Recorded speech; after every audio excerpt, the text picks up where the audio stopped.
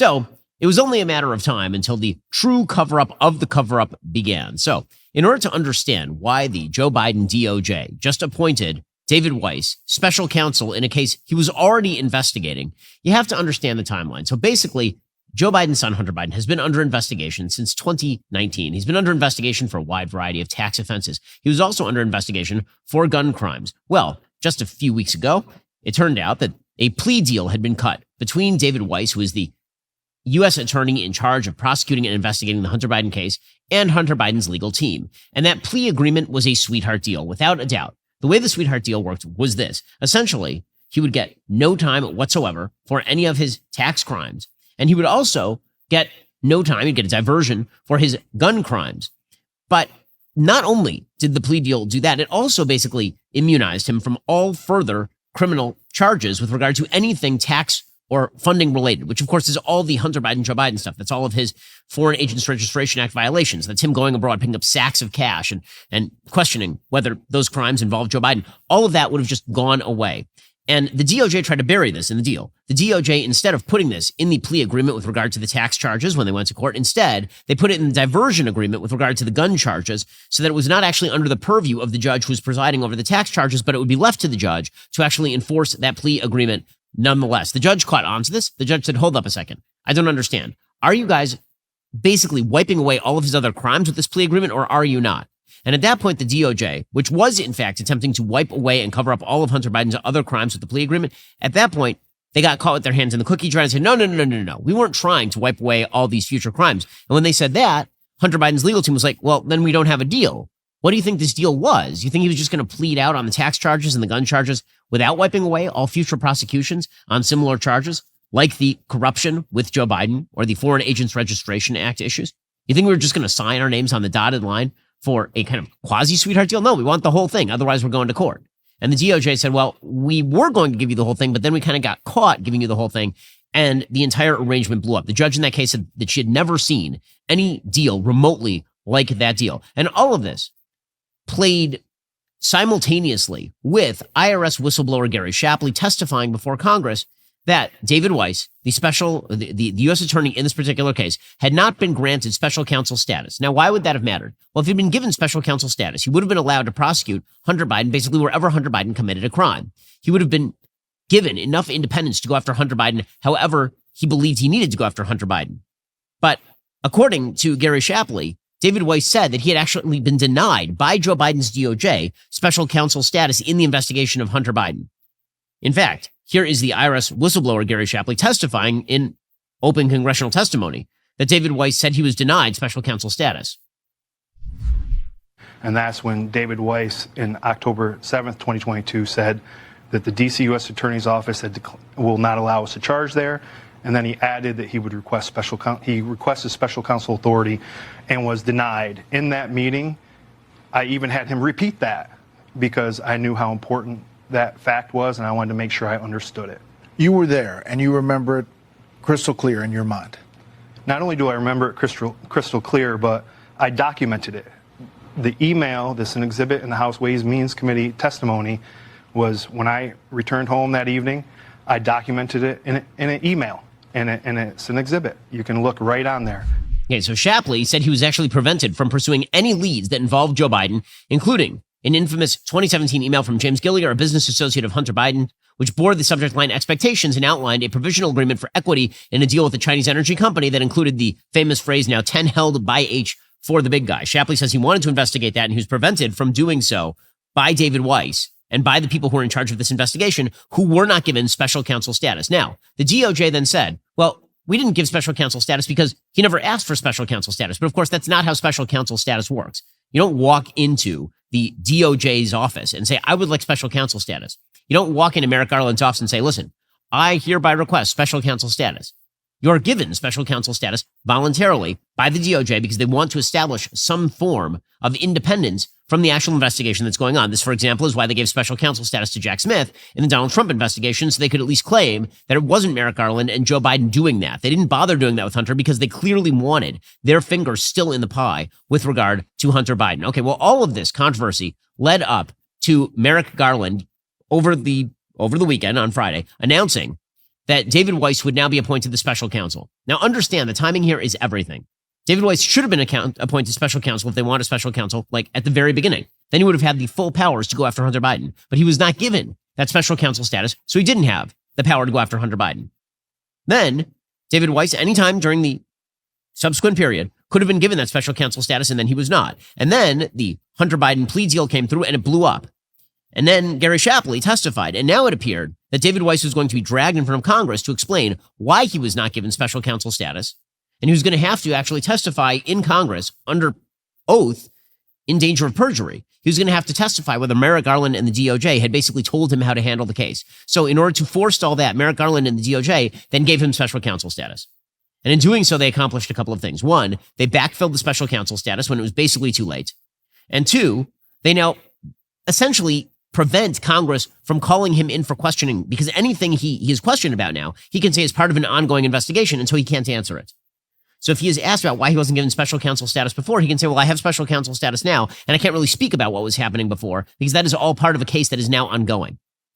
So this is a cover-up of a cover-up, understand. The original crime was Hunter Biden and Joe Biden and doing whatever it was they were doing. We still don't know all of the answers there, but it's pretty obvious what was going on.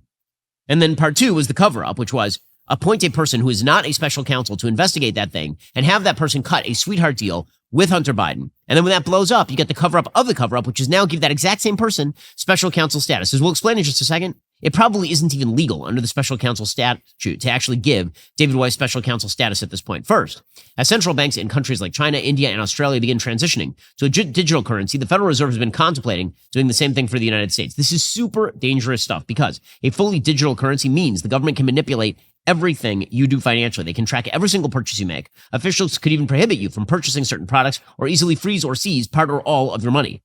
These are just some of the reasons concerned Americans reach out to my friends over at Birch Gold. They want to have a physical asset like gold that's independent of the United States dollar. You can protect your IRA or 401k by diversifying with gold from Birch Gold historically. Gold has been a safe haven in times of high uncertainty. Right now would be one of those times.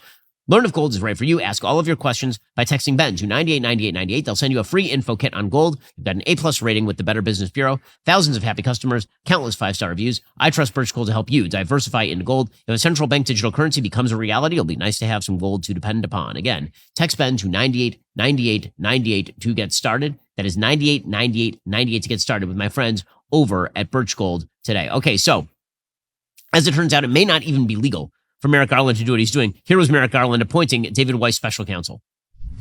This appointment confirms my commitment to provide Mr. Weiss all the resources he requests. Attorney General Merrick Garland said David Weiss himself asked for special counsel status after leading the criminal probe into the president's son since 2018. The appointment of Mr. Weiss reinforces for the American people the department's commitment to both independence and accountability in particularly sensitive matters.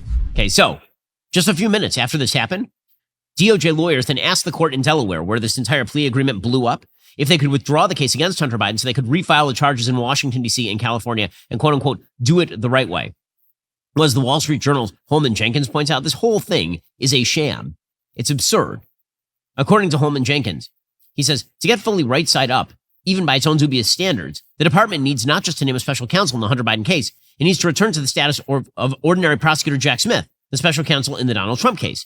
How can it be a conflict of interest for the department to throw the book at criminals who also happen to be the president's political enemies? It's not. Smith was only named after a leak signaling Joe Biden's displeasure with the department for not being aggressive enough against Mr. Trump. The DOJ has every natural incentive to throw the book at Trump. If it couldn't convince itself it had sufficient grounds, this might be a problem, but it's a corruption of the special counsel concept to believe it's a problem the special counsel regulation should solve. AG Merrick Garland's Friday announcement in the Hunter Biden case is bizarre in a different way when examined against special counsel logic. Garland said the Hunter investigation, quote, reached the stage where such an appointment was appropriate. But what stage? They went through the entire investigation, literally the whole investigation, and then they tried to cut a sweetheart deal and then it blew up. At which stage was it not appropriate to actually make him special counsel? The answer is this stage, because as it turns out, the special counsel is supposed to come from outside the government. You're not supposed to just give an ordinary attorney working for the government special counsel status this way. I mean, saying that it has now reached a new stage is an absurdity, as Holman Jenkins points out. He says this would be the stage where IRS collaborators publicly accuse Weiss and his DOJ overseers of violating normal procedures to go easier on Hunter than they would on any other alleged offender. Is Mr. Weiss, the special counsel, now going to investigate Mr. Weiss, the ordinary U.S. attorney's problematic handling of the case? Like, how's this going to work exactly? Is Mr. Weiss going to start noticing the accumulating evidence that Joe Biden actively abetted his son's access peddling scheme? Is he going to follow up on charges by his own IRS colleagues? His actions in the investigation were tainted by favoritism toward Hunter? The only reason they're doing this is so he can refuse to testify in front of the House committee. Recently, this would include unearthing the alleged receipt by multiple members of the Biden family of millions of bucks from Hunter's international dealings. So now this is basically just a way of shielding David Weiss from the investigation of the original cover-up by creating a new cover-up.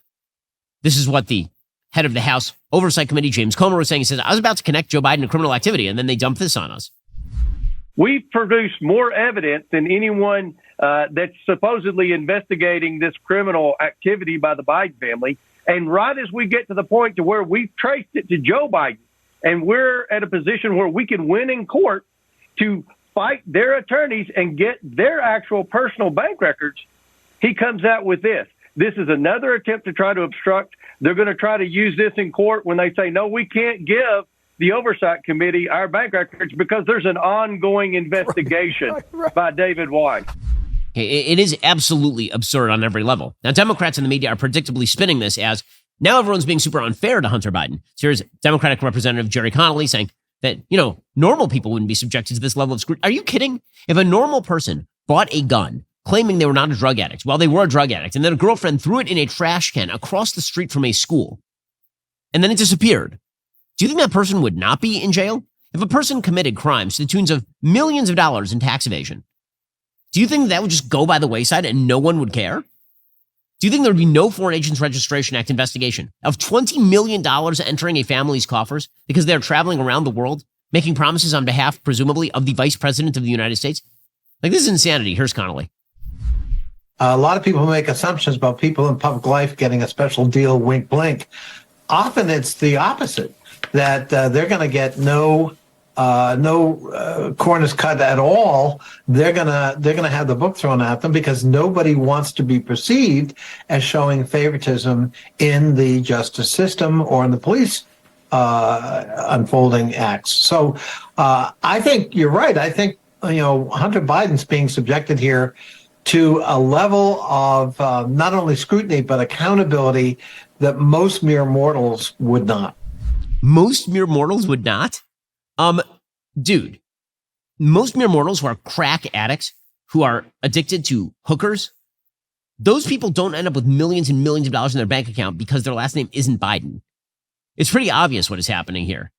My favorite defender here is Joy Reid. Joy Reid, who is constantly talking about the two-track system of justice in the United States, the systemic racism of the criminal justice system. Well, now she's out there saying Hunter is, I just can't believe how unfairly Hunter is being treated.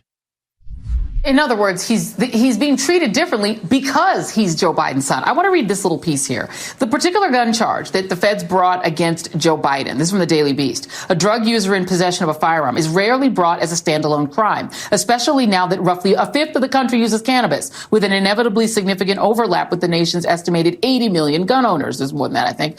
When the feds do bring this type of case, they come down hard, but it's usually a tool they use to take down tough-to-arrest criminals, like militant white nationalists, Islamist terrorists, or narco traffickers. I think all the evidence that I've seen so far in this case is that Hunter Biden, he could be a terrible guy, I don't know, never met him, is being treated worse than anyone else would be. Where's that? I have a question. Would Joy Reid say this about any white Republican? Any white Republican, any white non-Joe Biden son. How about that? Would Joy Reid ever say anything remotely like that about a rich white man getting off on these types of crimes? Ever? Must protect the precious. And the precious, of course, is the Biden family. We'll get to more of this in just 1 second. First, I don't know about you, but the summer heat in South Florida, well, it is hot down here. One thing you shouldn't have to be sweating this hot summer, the price of meat. Well, thanks to Good Ranchers, you don't have to because your price can be locked in for 2 years. You might be thinking, a price lock guarantee on meat? Yes. It is amazing, and you need it because Joe Biden's inflation, it's not over yet. Good Ranchers is the only meat company locking in your price with their industry-first price lock guarantee. Since 2021, they've been helping people combat the inflation of the meat aisle as well as the mystery of it, too. It turns out Over 85% of grass-fed beef is imported from overseas. So not only is store-bought meat expensive, it's often low foreign quality as well. When you subscribe to Good Ranchers, you get a guaranteed price and a trusted 100% American source for your favorite cuts. You can save on your beef, chicken, and pork by locking in your price today. Every single steakhouse quality cut is individually wrapped and flash frozen to make mealtime easy. Visit GoodRanchers.com. Use my code Ben for $30 off any box. That's promo code Ben at GoodRanchers.com. GoodRanchers.com is indeed American meat delivered. I love my Good Ranchers. At least they made me a kosher steak one time. I got to say, it was an amazing piece of meat. They do a great job with all of their meat. I'm jealous of all of those who get to enjoy it on a regular basis. Go to GoodRanchers.com. Use code Ben for $30 off any box. Alrighty, so NBC legal analyst Danny Cevallos, he has a similar sort of take. He says, yeah, you know, what's amazing about this is the special counsel now has independence. You mean now he does? I don't understand. Why didn't he have it before? That would have been the question, would it not? What added authority does it give to Weiss, and what are the implications for Hunter Biden himself? The primary added authority is really independence. The special counsel no longer will have to be ruled over by the attorney general, although technically special counsel does have to report to the attorney general. And in a way, the attorney general had already indicated that David Weiss had broad investigatory power. So the real question is, what inference can we draw from David Weiss's request to become special counsel? I mean, the inference is that he wants to cover up what is going on. Clearly. And it's amazing. Even CNN's Jake Tapper. Now, listen, I think Jake, obviously is a left-leaning guy, but he at least attempts to be objective in his analysis sometimes. So Jake and some of the others on CNN actually questioned the special counsel appointment, rightly so. The U.S. attorney had made the decision to have it just be a diversion program and a misdemeanor, right? But now it merits a special counsel. So does he know of stuff that should be in a special counsel investigation that wasn't in that plea deal? I mean, maybe he does, but then why do that plea deal? It's all right. It's all very suspicious. Remember, we've heard already from David Weiss about what the process was like. He has said, I have the authority to do so. All the talking points are contrary to what my experience was. But now this raises a lot of questions. And whatever happened on Tuesday, as Paul is alluding to, now does make me feel surprised about, well, why now? What is happening here? Remember, he is still the U.S. attorney in Delaware, but now this special counsel allows him to actually go beyond his own jurisdiction. You can look at other areas as well. It's the reason you have Jack Smith not having to confine to one particular jurisdiction. He can go beyond that. He can have things in Florida. He can have things in Washington, D.C. It does now go beyond that. But at its core, I wonder what the decision really came down to. The special counsel statute says you can have this if you first look to figure out, does a matter actually warrant an investigation? Is it warranted? He had to conclude that it did, if you're Garland. Was there a conflict of interest at play here? Okay, I mean, it is pretty amazing when even CNN is like, guys, this is pretty weird. Meanwhile, Hunter Biden's attorney, Abby Lowell, was asked point blank if Hunter Biden's foreign business dealings would in any way connect back to Joe Biden. Listen to the lawyerly language here from Abby Lowell. But can you answer the question about whether or not you're, from what you know, if you're confident that this won't in any way link back to the president? What I know is what the evidence has revealed. I mean, that is what people should focus on. It's not as if this started yesterday or a week. It started for 5 years with so many people in the United States, including with the power of subpoenas, as Mr. Weiss has had, to look at every transaction that Hunter was engaged in any place in the world in which he was engaged. And what did they come up with? They came up with a decision that the only two charges to file were 2 misdemeanors and a gun-diverted charge.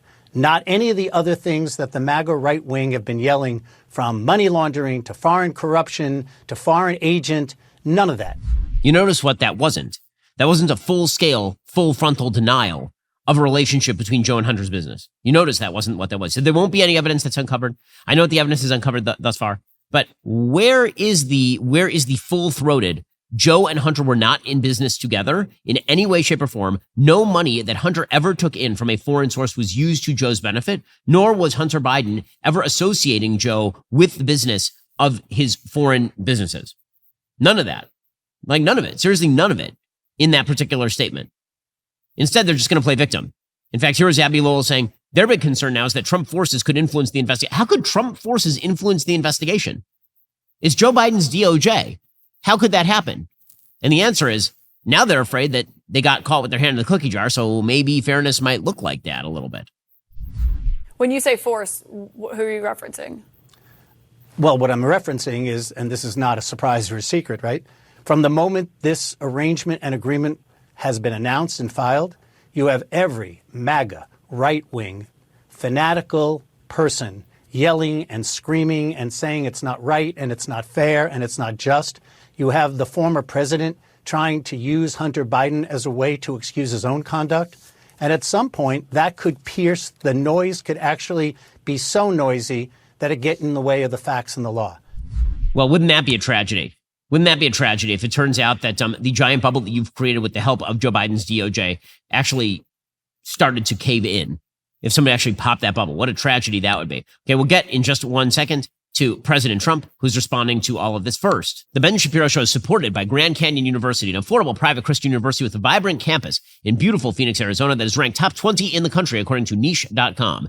GCU is a missional, Christ-centered university striving to foster a culture of community, giving, and impact. GCU's goal is to help you develop into a servant leader who makes a difference through finding your purpose and fulfilling God's plan. With 330 academic programs and over 270 online as of June 2023, GCU integrates the free market system with a welcoming Christian worldview into your bachelor's, master's, or doctoral degree. Find your purpose at Grand Canyon University, private, Christian, affordable. Visit gcu.edu today. Okay, so President Trump has now responded to the picking of David Weiss. He put out a very weird statement, actually. He said, David Weiss was picked by the 2 Democrat senators from Delaware under blue slip. He would not have been picked by me, but I have a great idea. Why don't they use deranged Jack Smith? He then continued, Weiss has been investigating Hunter for 4 years, giving him the sweetheart deal of all sweetheart deals. But a brilliant judge in Delaware saw through it all. Now I read the DOJ wants a new judge in jurisdiction, but so do I, with far stronger reasons than Hunter and Crooked Joe. MAGA. Well, actually, Trump formally nominated Weiss for U.S. attorney for the District of Delaware. And Weiss was sworn in while Trump was president of the United States. So that's not like the best statement from Trump, but suffice it to say that he is obviously correct that Weiss is a stooge on behalf of the DOJ at this point, that all indicators point to that. And the fact that he's now basically escaped any sort of congressional scrutiny by being appointed special counsel is pretty obvious corruption. Well, meanwhile, President Trump's presidential run continues. He is facing down, presumably, some sort of indictment that is going to come down either this week or next week. According to the Wall Street Journal, Georgia has become ground zero for exhaustion over the legal drama surrounding Donald Trump and the GOP debate over whether to stick with him in 2024. Georgia, there are still signs that voters have tired of the 2020 election replays and of Trump himself. That kind of Trump fatigue is pervasive in Georgia, according to Republican strategists, which is a serious problem for him in a general election. Right now, the possibility of another indictment looming is pretty obvious. President Trump put out a statement over the weekend going after the Fulton County DA, Fani Willis. He went after her pretty hard, obviously. He suggested that she is corrupt. He suggested that she is driven by politics. Of course, she is. She's a partisan Democrat. But, as these cases stack up, it is going to provide a serious challenge to his ability to actively run a campaign. According to Breitbart.com, Fani Willis is planning to bring multiple witnesses before a grand jury next week as part of her investigation into President Trump. Trump wrote, I hear that racist Fulton County District Attorney, phony Fani Willis, who weekly presides over one of the deadliest communities in the United States with thousands of murders, violent criminals, and gang members roaming the streets while going untried, free, and are treated with kid gloves, is using a potential indictment of me and other innocent people as a campaign and fundraising con job, all based on a perfect phone call as president challenging election fraud, my duty and right. This would be Trump's 4th indictment in the past 5 months, and of course, it would bleed into the presidential election. Trump was asked whether he'd be taking a plea deal in Georgia, and correctly, he said, no way, man, not a thing that's going to happen.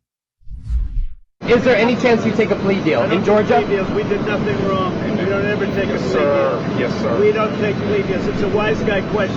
Are you going to change this? Mr. Wise Guy. We don't take plea deals because I did nothing wrong. It's called election interference. You know what that is? Because these indictments are brought out by Biden, who can't even put 2 sentences together. This is Joe Biden, because he can't win the election by himself. He can't win the election based on votes. So what they did is they got the Attorney General to do it. And then you see how stupid they acted yesterday with the appointment of the special counsel. Okay, so that, of course, is going to be Trump's line all the way through the election. The question is whether that is going to be a winning message in a general election. That's something that Republican voters are going to have to decide. I was talking with some friends over the weekend, and we were all agreeing that the reason that Republicans, many of them love Trump, is because, of course, he was a hand grenade that was thrown into the sort of den of vipers that is American politics. But the question is, what happens if that hand grenade becomes a dud? Or what happens if it starts to blow up in your hand? That's something Republicans are going to have to decide. Do they think that Trump is still more of a tool against the left, that he is capable of victory in a general election? Or is he a hand grenade that is going to blow up in their hand? Right now, the polls suggest that Republicans are very much on board with the idea that Trump is still the best guy to nominate. The Real Clear Politics polling average has Trump riding very high at 54%. It has Ron DeSantis at 15%. It has Vivek Ramaswamy at 6%, Pence at 5%, Haley at 3%, everyone below that. Now, the polling on Ramaswamy is very weird. Now, as I say, full disclosure, I'm friendly with Vivek. Of course, I'm friendly with many of these candidates, is the truth. But Vivek's polling is super weird because all of the online polls have him at 7, 8, 9, 10, 11, and all of the phone polls have him at 2, which suggests that these may not be the most reliable polling statistics for Vivek, because he's the only one who you're seeing picking up support right now other than Trump. Trump is actually on a bit of a high right now in terms of his polling numbers. DeSantis has declined in the Real Clear Politics polling average from about 25% in April all the way down to about 15% today. Vivek in the Real Clear Politics polling average has picked up about 3 points, but it's really Trump who's soared during that same period. Trump went from about 45% in the beginning of April to 54% today. Well, that dynamic was clearly on display in Iowa over the weekend. It was the Iowa State Fair, which is this giant, huge fair that happens every 4 years in Iowa. I believe it happens every year in Iowa, but it really, breaks into the open during primary season because everybody goes there hoping to win votes in the Iowa caucuses. Right now, the polling in Iowa is significantly narrower than the polling nationally. The polling in Iowa shows that Donald Trump is still, for sure, in the lead. But his lead over DeSantis is significantly smaller. The last New York Times Siena poll had Trump at 44 and DeSantis at 20, which, of course, is still a big gap. It's a 24-point gap, but that 24-point gap is not a 40-point gap. So that is a fairly significant difference. Well, DeSantis showed up and did an interview with Iowa's Governor Kim Reynolds, who also showed up at the Iowa State Fair. And here's what DeSantis had to say. I believe if you have an opportunity to do good things for your community or your country, that you have a responsibility to do that and to get that done. And so that's really, I think, influenced me all the way up to the present in terms of what I'm looking to do. Like with running for president, I'm not running to be somebody. I'm running to do things on behalf of the country and for the American people. Okay, so obviously that's a nice line, but the big problem for DeSantis is that in terms of who is a more exciting candidate, who's the one who is going to suck all the air out of the room, there's no question that Trump is a much more exciting candidate. According to the Washington Post, the crowd that had craned to watch Governor DeSantis flip pork chops with Iowa's governor suddenly looked toward the sky. Donald Trump's plane was arriving. They clapped and cheered. "We love Trump," some of them had chanted earlier. When Trump got to the pork tent midday, with DeSantis' camp far away resting in the shade, he didn't partake in the actual grilling. He brought an entourage of supportive lawmakers from DeSantis' home state. They posed for selfies and passed out MAGA hats to a crowd that clogged the fair's grand concourse. Trump was gone before 2 p.m. So that could actually, that kind of behavior could theoretically harm Trump in an Iowa caucus. Remember, he didn't win the Iowa caucuses the first time around. It was actually Ted Cruz who won the Iowa caucuses. Trump then did what he has become famous for doing. He denied that Ted Cruz had won the Iowa caucus. He suggested that Ted Cruz had stolen it from Ben Carson, that Ben Carson had dropped out and that he had not formally dropped out, but Ted Cruz was telling people he had dropped out, and that meant that he picked up Ben Carson's votes and they should have gone to Trump, and really Trump won Iowa and all of the rest. So Trump, theoretically could lose Iowa again, but here's the footage of Trump's plane arriving. And again, there is the man does have a political magic to him in terms of retail politics. It is you stop making them do gender pronoun classes. Like, that's gotta stop. See, there is a Trump plane. We pull down the bureaucracy. This is Be Likeable, Ron.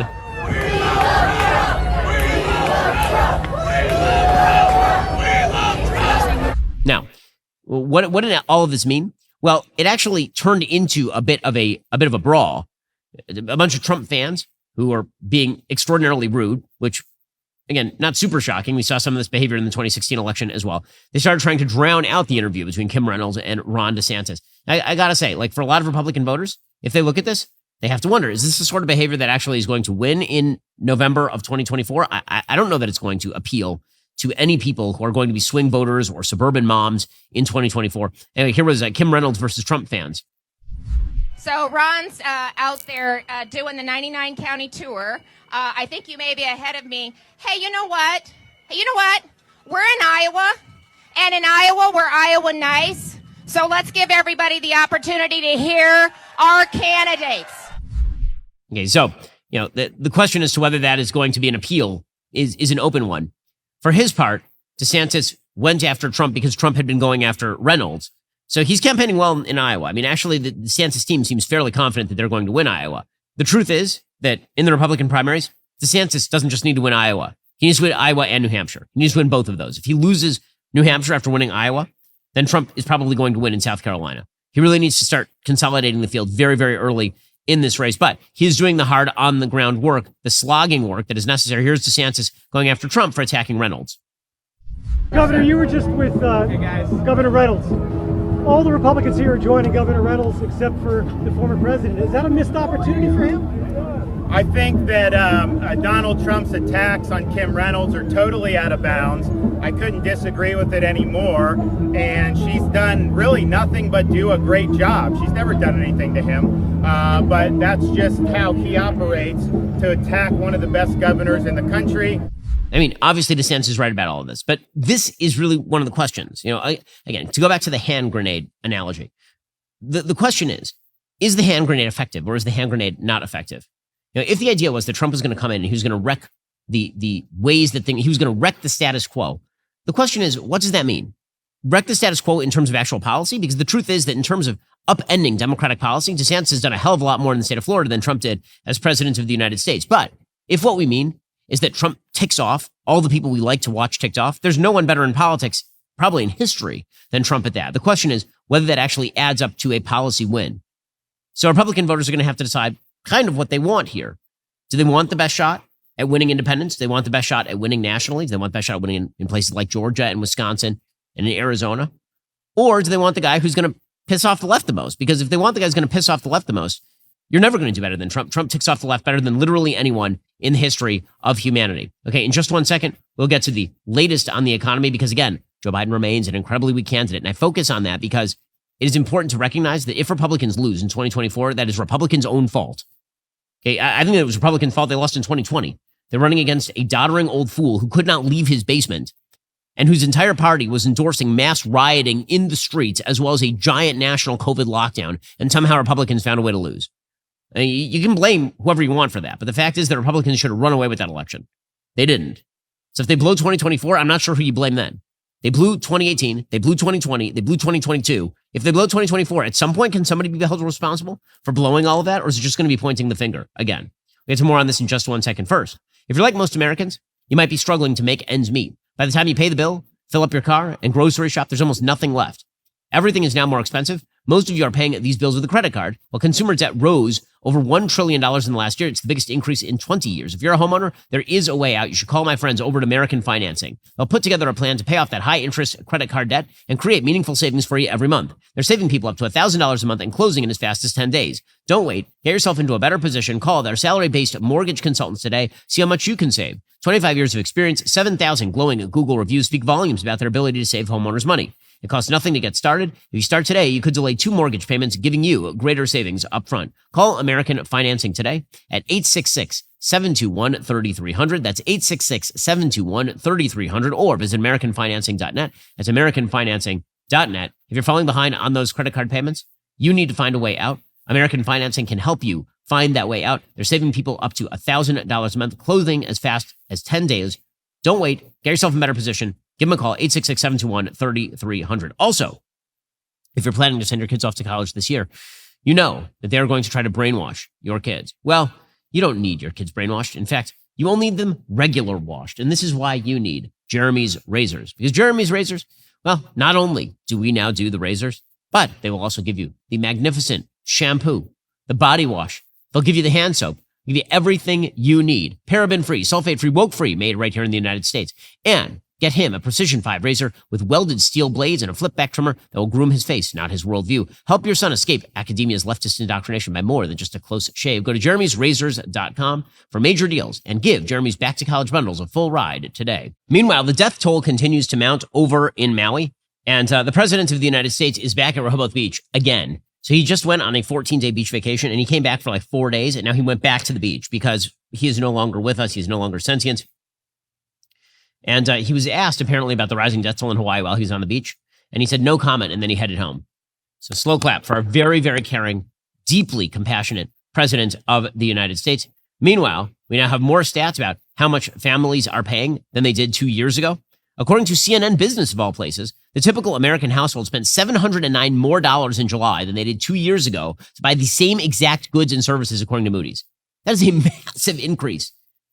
Massive increase. That is $700 a month for the same goods and services. You extend that over the course of the year, you're talking $8,400 that you're spending more this year than you were 2 years ago. Those are huge numbers because remember, whenever Joe Biden says, well, the inflation rate is coming down every month. No. The increase in inflation is coming down every month, except for last month when it didn't. But it was coming down every month. But that just means that you're adding inflation on top of inflation. It's like saying that you spent $1,000 last month on your credit card, and this month you spent $900, so you brought it down by $100. I mean, that's true, but you also added $900 to your debt, which is what Joe Biden has been doing with regard to inflation. Mark Zandi, the chief economist at Moody's, said high inflation over the past 2+ years has done a lot of economic damage. Most of that increase in household spending is driven by housing costs, which have surged. He added that families are also spending more at the grocery store on buying, maintaining, and insuring vehicles and on recreational services like cable. Paychecks have not grown by nearly as much as the cost of living. Okay, this is why I keep saying that gravity is going to drag the economy back down. The Wall Street Journal has an entire piece on America's credit rating. According to Spencer Jacob, writing for the Wall Street Journal, investors have historically paid a steep penalty to hunker down in super safe short-term government securities. For example, $100 invested in 3-month treasury bills in 1928 grew to only $2,141 by the end of last year, while it became $46,000 invested in medium-grade corporate bonds and a whopping $624,000 if invested in stocks, according to data from NYU finance professor Aswath Damodaran. Especially in the years following the financial crisis, anything short-term and safe paid next to nothing. But the Federal Reserve's fight against inflation has amplified the risk of an unthinkable fiscal crisis made possible by decades of Washington dysfunction. So that means that people are actually spending a bunch of money to get into short-term government securities, which pays you almost nothing. That's how freaked out people are. Cash might be king. Although they were called certificates of confiscation in the inflationary 1970s, longer-term treasuries have been the go-to asset in times of crisis. The 10-year note yield is literally the risk-free rate used to value all other securities. But the government's pile of debt has now swelled following the war on terror, the global financial crisis, and the COVID-19 pandemic. Low interest rates and Fed bond buying masked the strain. Interest costs were recently no higher than in the early 1990s. But the Treasury barely seized the opportunity to lock in those rock-bottom rates by issuing more long-term notes and bonds, and now it is too late. Long-term budget forecasts say the U.S. debt held by the public will surpass GDP this fiscal year. Interest on the debt will equal 3/4 of discretionary non-defense spending. By 2031, it will be as large. That's right. Interest on our national debt will be the same as all discretionary non-defense spending in the American budget by 2031. So we are in serious trouble. Actually, that forecast is probably too optimistic. The swelling pile of debt means minor changes in assumptions that now have huge consequences. About 3/4 of treasuries must be rolled over within 5 years. Compound interest has a way of quickly making a bad situation worse. So what you're watching basically is that America's debt problem is snowballing, and it's going to get worse and worse and worse. And Joe Biden has exacerbated that problem. So what exactly do Democrats have to rely upon here? Well, they can't rely on their good governance. So what they're going to rely on is trying to scare the American people into believing that democracy itself is about to collapse. This is what Kamala Harris is saying. This is why January 6th is at the center of everything that Democrats do. Here's Kamala Harris over the weekend, world's most untalented politician, making her case that democracy is at stake, of course. What is it that you have on your mind when you wake up every morning? Our democracy. Oh, give me a break. Rev, I think everything is at stake right now. When a democracy is intact, it strengthens the people. It protects and fights for fundamental freedoms, individual rights. It's a fight for order against chaos. It strengthens. On the other hand, democracy, incredibly fragile. It will only be as strong as our willingness to fight for it. Man, when you pile on truisms that way, man, that is some bad politicking there from Kamala Harris. She is truly awful at this. Like, truly, truly awful at this. But she also does declare herself a role model, so that's exciting. A role model to dumb people everywhere. Here's Kamala Harris. But the thing about being a role model, people watch what you do to see if it lines up with what you say. what she does is nothing. It's nothing. She does nothing for a living. But in the end, this is all they have. They're going to try and scare Americans about the Republican Party. And the truth is, so far, it's worked. I mean, Republicans can say that it hasn't, but it absolutely has. Since 2016, when Donald Trump was elected, ever since then, the case Democrats have made is the crazy has to stop. And then they point at a bunch of Republican candidates, ranging from Herschel Walker in Georgia to Blake Masters in Arizona to Doug Mastriano in Pennsylvania. And voters go, and they listen to it. And it turns out that Republicans should stop banging their head against a brick wall. Perhaps the best way to run against somebody supremely unpalatable, like Joe Biden, supremely irritating, like Kamala Harris, is to run somebody who's actually somewhat palatable. Because the truth is, if Republicans can't get excited to vote against Joe Biden and Kamala Harris, I don't know what business Republicans have getting into a voting booth. I mean, just because Joe Biden is an incredibly boring elderly fellow does not mean you shouldn't be excited to vote against him and get him out of office. But I suppose that if all of politics just becomes a battle of personality, then we are in a race to the bottom from here until the end of time, probably. So, dark thoughts here on a Monday. But the reality is the Democrats are incredibly beatable. And if Joe Biden and Kamala Harris cannot be beat, I honest to God, don't understand what Republicans are doing for a living. I remember a couple of years ago, I spoke at a House Republican summit. This is before 2022. And I said to them, if you guys don't take back the House, every one of you should be fired because it's a target-rich environment. This is a target-rich environment. If Republicans cannot actually achieve victory against Joe Biden and Kamala Harris, I don't know what they do for a living or why we should continue to support them in any way, shape, or form. And I'm sorry, but blaming everybody else for losing is not going to cut it. Alrighty, time for some things I like and then some things that I hate. So last week, I suggested that Kari Lake would be a bad candidate for Senate in Arizona. And I hold by that because she lost to a wet rag in Katie Hobbs. However, she did have herself a nice moment in Iowa over the weekend. She was asked about whether there are, in fact, two genders. She was milking a cow at the time, and here was her response. Which one of you is from the New York Times? You know there's only two genders, right? I just take pictures. There's only two genders, and they know that in Iowa. I challenge the New York Times reporter and the Washington Post reporter to try to milk a cow and then try to milk a bull and see how that goes. Okay, I laughed. Okay, other things that I like. So there is a song that has gone completely viral by a Virginia country singer named Oliver Anthony, who's a former factory worker who's apparently really, really down on his luck, and he was asked to play a song at sort of a local event. And the song that he played is one that he calls Rich Men North of Richmond, which, of course, is a reference to the people who occupy Washington, D.C. And this thing has gone unbelievably viral. I mean, millions and millions of views. Here's what it sounds like. Well, I've been selling my soul, working all day, overtime hours for bullshit pay, so I can sit out here and waste my life away, drag back home and drown my troubles away. It's a damn shame what the world's gotten to for people like me. People like you, wish I could just wake up and it not be true, but it is. Oh, it is living in the new world with an whole soul.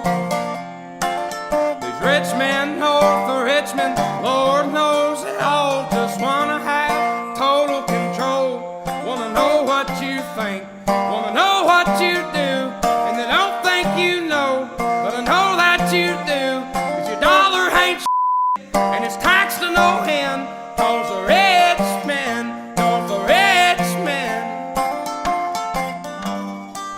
Okay, so this song obviously has hit a nerve with people because it is, I think, the cry of a lot of people in the United States who are just trying to work a job and make their way in life and feel like there are too many people who have their hand in their pocket, particularly elites in the federal government who believe that their money should go to other people. Some of the lyrics in the song are, Lord, we got folks in the street ain't got nothing to eat and the obese milking welfare. Well, God, for 5'3" and you're 300 pounds, taxes ought not pay for your bag of fudge rounds. Fair enough. Fair enough. So he posted a video explaining. He said, things were not good for a lot of people. In some respects, I was one of those people. I'd wasted a lot of nights getting high and getting drunk. I'd sort of gotten to a point in my life where even things I did care about didn't mean anything to me anymore. This isn't a Dr. Phil episode, but I found an outlet in this music, and I started uploading a couple of songs. He said, the universal thing I see is no matter how much effort the working class puts into whatever it is they're doing, they can't quite get ahead because the dollar's not worth enough. They're being overtaxed.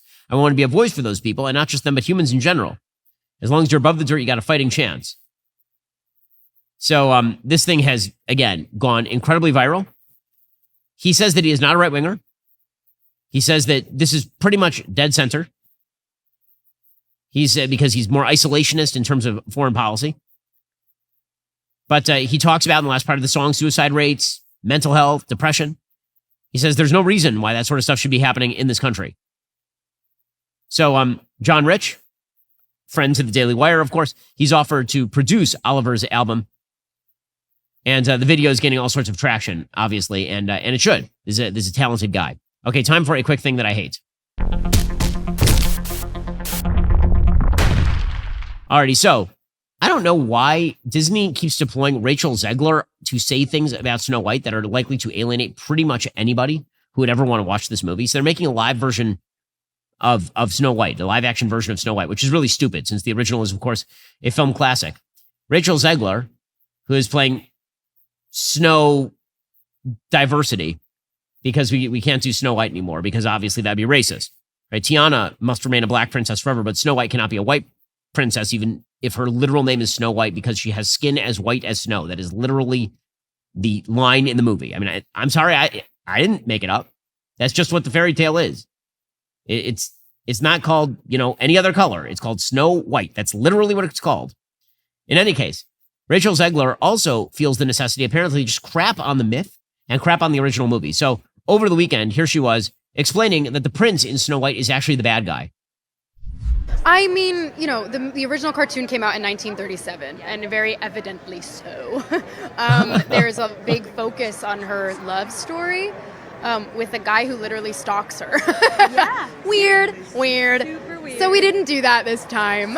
So no prince or a different kind of prince? We have a different approach to what I'm sure a lot of people will assume is a love story just because, we cast a guy in the movie. Right. Andrew Burnap, great dude. Yeah. It's one of those things that I think everyone's going to have their assumptions about what it's actually going to be, but it's really not about the love story at all, which is really, really wonderful. It is so wonderful. Love is super bad, guys. It's super bad. And the prince is a creepy stalker. Did you know that? You probably didn't, because if you watch the movie, you'll remember Snow White literally standing above a well and singing a song where she says that she wishes for the one I love to find me today. That's literally the lyric. You may remember it from the original movie. But apparently the prince then responding to that by finishing her song, which is what happens, that means he's a creepy stalker. Now, you know what would have been better, honestly? It would have been better if he just left her to be dead. That would have been better. I mean, she was there. She's on the byre, right? I mean, she's lying there. They've got the glass over her. She's pretty well preserved. He should have just left her alone. They should have been dead, and everyone would have been happy, right? I mean, not so happy because she would have been dead, but still, he's a creepy rape stalker. And so it would have been better if she had bitten into the apple and died, and then she never would have gotten kissed, and then she'd be dead. You know who else would be dead? Also Sleeping Beauty. She'd still be dead. In fact, there's a bunch of princesses who would still be dead if we just, abided by Me Too. Because it turns out that even when a woman is in love with a man, and even when they want to be together, the worst thing that could possibly happen is for him to kiss her while she is dead, to wake her up from being dead. That's the worst thing you could do in a myth. I mean, obviously, the best thing, probably the prince should have come along. He should have buried her. I mean, that would have been the best thing, is to bury her alive, quasi. That would have been the best thing. But at least this isn't going to be about love. I mean, honest to God, what is Disney doing? What are they doing? They are so high on their own supply. It is insane. What do they think the market for this is? What are the parents who are like, I'm desperate to bring my child to a movie that is not about Snow White, but is in fact about a self-empowered woman that's like Atomic Blonde, but for children. Let's do that. It's geniuses. Alrighty. Well, the rest of the show continues right now. You're not going to want to miss it. We'll be getting into the mailbag. If you're not a member, become a member. Use code Shapiro at checkout for 2 months free on all annual plans. Click that link in the description and join us.